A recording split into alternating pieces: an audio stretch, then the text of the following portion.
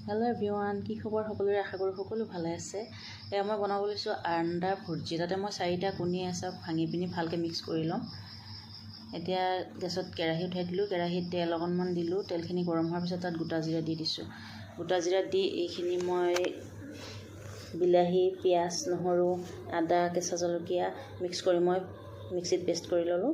Paste কৰি লৈ এইখিনি চাওক এনেকৈ গৰম তেলতে দি দিলোঁ। দি পিনি ভালকৈ লৰাই পানীটো শুকোৱালৈকে লৰায়ে থাকিম।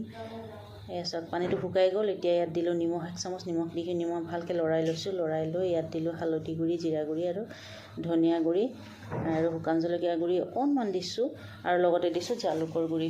জালুক দিলে বহুত টেষ্টি হয় বস্তুটো খাই পিনি। তাৰপিছত দি দিলোঁ মই ফেটি থোৱা কণীখিনি। চাওক এতিয়া গোটেইখিনি লাহে লাহে লৰাই মিক্স কৰি এনেকৈ পূৰা শুকাই যোৱালৈকে চাওক লৰায়ে থাকিম। লৰাই নাথাকিলে তলত ধৰি যাব, সেইটো কাৰণে লৰায়ে থাকিব।